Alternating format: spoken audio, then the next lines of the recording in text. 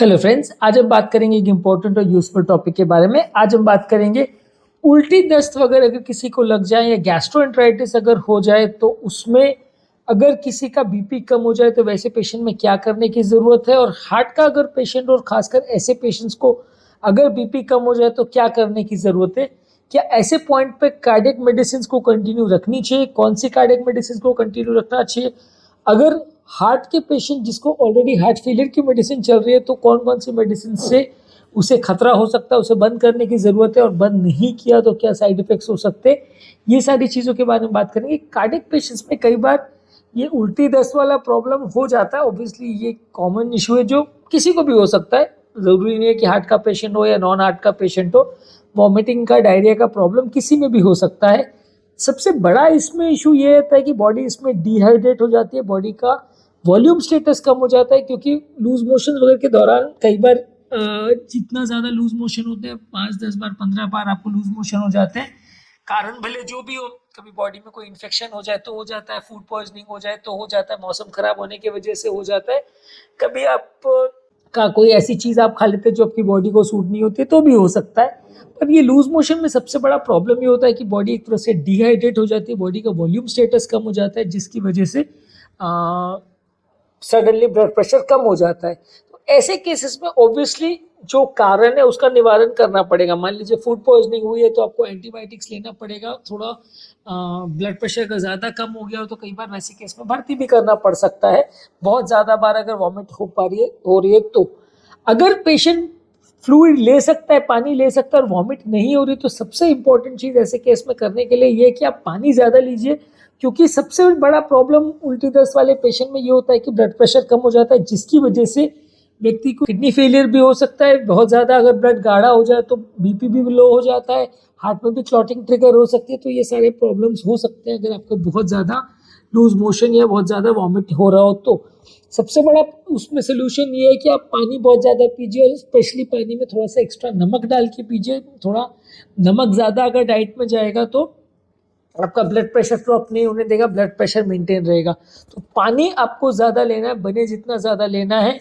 मान के चलिए अगर आपको लूज मोशन हो रहा है तो जितना ज़्यादा हो रहा है उसके प्रोपोर्शन में लेना है। मान लीजिए किसी को अगर 1 या 2 बार हो रहा है तो वो 1-2 ग्लास पानी एक्स्ट्रा पी ले तो चलेगा। अगर किसी को 10-20 बार 50 बार हो रहा है तो उसको उस हिसाब से लेना पड़ेगा। सबसे बड़ा इसमें प्रॉब्लम या इम्पेडिमेंट ये आता है कि अगर पेशेंट को साथ में अगर वॉमिटिंग भी हो रही है तो दिक्कत आ जाती है कि भाई वॉमिट अगर हो रहा है तो आप पानी जो भी पियोगे पानी भी वॉमिट हो जाएगा। तो वैसे केस में फिर कई बार भर्ती करना पड़ता है और इंट्रावीनस सलाइन लगाने पड़ते हैं। ब्लड प्रेशर कई बार कम हो जाता है तो उसमें जान का खतरा भी हो सकता है। हमने ऐसे भी काफ़ी पेशेंट देखे हैं जो लूज मोशन की वजह से उनका बीपी बिल्कुल जीरो हो जाता है और फिर सडनली वो कोलैप्स भी हो जाते हैं। तो इसलिए इसको लाइटली मत लीजिए। उल्टी दस्त की वजह से हर साल दुनिया भर में लाखों लोगों की जान जाती है, तो ये काफ़ी कॉमन चीज़ है, इसको इतना लाइटली मत लीजिए। हार्ट पेशेंट में स्पेसिफिक इश्यूज ये आते हैं कि ब्लड प्रेशर बहुत ज़्यादा अगर डाउन हो जाए तो वो स्टेंट में भी क्लॉटिंग ट्रिगर कर सकता है, हार्ट अटैक भी ट्रिगर कर सकता है, किडनी को डैमेज करता है। सबसे इंपॉर्टेंट इशू है किडनी को डैमेज होना। किडनी का डैमेज ज़्यादातर रिवर्सिबल होता है, acute pre renal kidney failure बोलते हैं इसको, यानी किडनी का वॉल्यूम कम होने की वजह से किडनी फेलियर होता है। ज़्यादातर केस में 5-10 दिन में अपने आप नॉर्मल हो जाता है अगर बीपी वापस रिस्टोर हो जाए, पानी वापस रिस्टोर हो जाए तो। लेकिन कभी कभार अगर लंबे समय तक ये बीपी लो रह जाए तो किडनी में परमानेंट डैमेज भी हो सकता है, जिसको फिर रिकवर करना मुश्किल होता है। 100 में से 1-2% पेशेंट उसमें परमानेंट किडनी फेलियर में भी जा सकते हैं, जिनको आगे डायलिसिस वगैरह की जरूरत हो, ऐसा भी हो सकता है। हालांकि इसका चांसेस कंपेरेटिवली उतना ज़्यादा नहीं है। ये बहुत ईजी है मैनेज करने को। सबसे इंपॉर्टेंट बस एक ही चीज़ है कि ब्लड प्रेशर को मेंटेन करिए। फुल वॉल्यूम सलाइन पेशेंट को देते जाइए ताकि बॉडी डिहाइड्रेट ना हो। अगर ऐसे कंडीशन में पेशेंट को साथ में हार्ट फेलियर भी है तो आपको वॉल्यूम स्टेटस को मॉनिटर करके देना पड़ता है, क्योंकि कई बार क्या है, पेशेंट को अगर हार्ट फेलियर साथ में है तो आपने बहुत ज़्यादा सलाइन दिया तो ऐसा नहीं हो कि पेशेंट हार्ट फेलियर में चला जाए।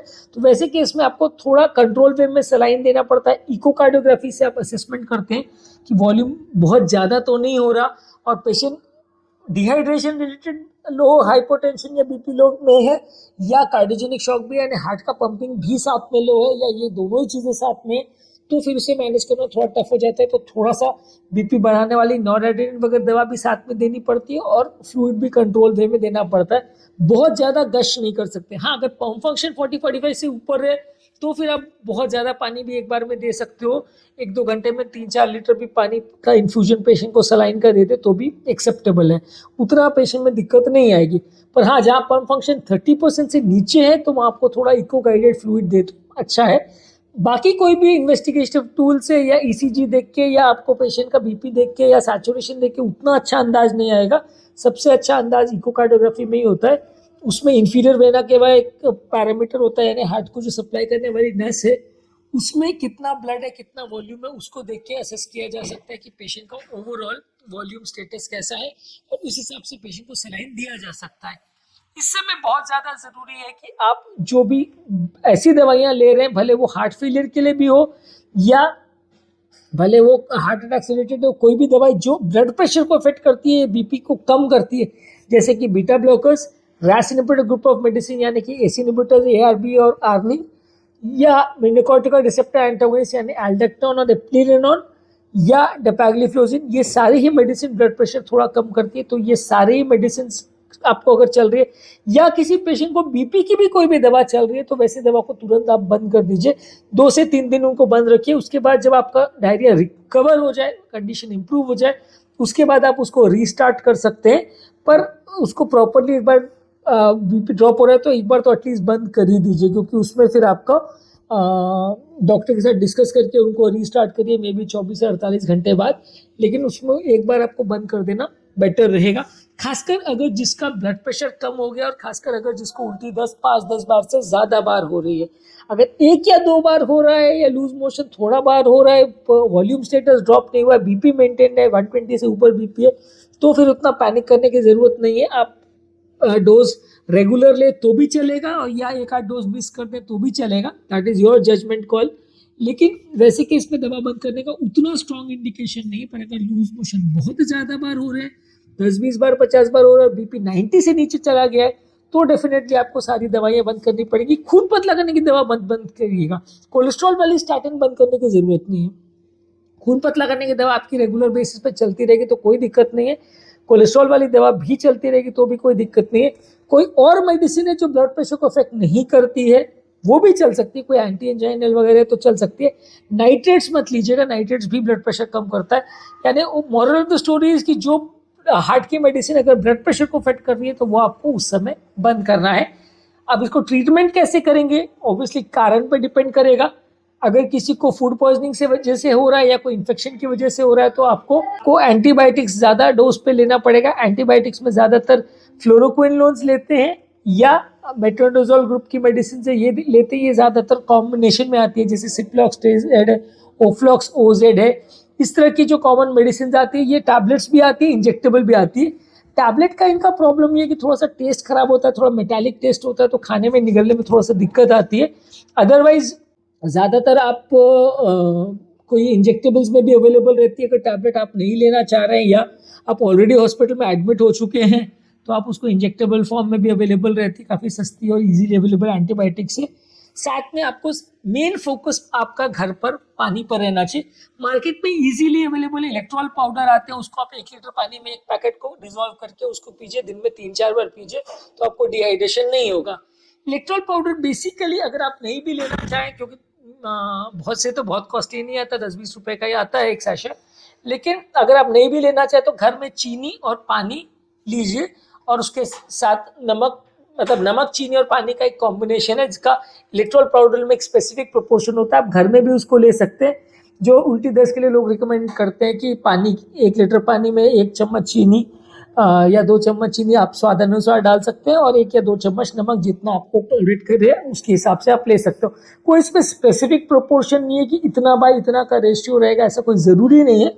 बच्चों के डायरिया में थोड़ा सा उसका रेशियो रहता है क्योंकि बच्चों में थोड़ा सा खाने पीने का भी प्रॉब्लम हो जाता है। पर अडल्ट पेशेंट में, अगर खासकर हार्ट पेशेंट में अगर ऐसा लूज मोशन हो जाए तो उसमें कोई पानी का या नमक का स्पेसिफिक प्रोपोर्शन की ज़रूरत नहीं है। जितना आपको लगे, ज़्यादा से ज़्यादा आपको नमक और पानी पर फोकस करना है। चीनी का उतना रोल नहीं है, पर ऐसा बोला जाता है कि इसमें साथ में अगर चीनी का कॉम्बिनेशन भी हो तो थोड़ा टेस्ट बेटर रहता है और आपका जो गट का जो सेल्स है उनका थोड़ा सा उनको ग्लूकोज भी मिल जाता है तो थोड़ा काम करने में उनको मदद मिलती है। साथ में नींबू वगैरह आप डालना चाहे तो डाल सकते हैं टेस्ट के लिए, पर नींबू का उसमें कोई रोल नहीं है। मेनली नमक और पानी पर आपको फोकस करना है। साथ में आप वॉमिटिंग की मेडिसिन भी ले लीजिए। वॉमिटिंग की मेडिसिन खासकर जो माउथ डिजॉल्विंग वाली आती है वो आपके लिए ज़्यादा अच्छी है, क्योंकि वो तुरंत मुंह से जाके असर करेगी, तो आपका वॉमिट वगैरह ज़्यादा नहीं होगा, तो आपको थोड़ा सा उसमें मदद मिलेगी। तो वॉमिट वाली मेडिसिन आप इसमें साथ में ले लीजिए। डोम्पेरिडोन ले सकते हैं या ऑन्डेंसेट्रॉन, ये कॉमनली अवेलेबल है। तो ये दोनों में से कोई भी एक या दोनों भी आप साथ में ले सकते हैं, तो आपका वॉमिट का प्रॉब्लम कम होगा। क्योंकि मेनली उल्टी दस्त के पेशेंट में दिक्कत वॉमिट में यही आती है कि पेशेंट को बार बार अगर वॉमिट हो रहा है डायरिया के साथ, तो पानी नहीं पी पाएगा। पानी नहीं पी पाएगा तो बीपी ड्रॉप होगा और भर्ती करना पड़ सकता है। तो अगर पानी पी पा रहा है, वॉमिटिंग नहीं हो रहा है, तो ना आपका 80-90% तो प्रॉब्लम वहीं पे सॉर्ट आउट हो जाता है। नेक्स्ट है कि कई बार गट फ्लोरा को इम्प्रूव करने के लिए प्रोबायोटिक मेडिसिन आती है, यानी कि इकोनॉर्म सैशे या लैक्टोबैसिलस के सैशे आते हैं, स्पोरोलैक करके टैबलेट आती है। ये कोई भी मेडिसिन आप ले सकते हैं। तो ये मेडिसिन आपके जो आंतों में जो नॉर्मल बैक्टीरियल फ्लोरा रहता है, ये डायरिया को फाइट करने में मदद करता है। तो ये इसको आप ले सकते हैं। किसी व्यक्ति को कोई दवा के साइड इफेक्ट से या एंटीबायोटिक के साइड इफेक्ट से अगर डायरिया हो रहा है, तो उसके लिए उसको वो दवा को बंद करने की ज़रूरत है।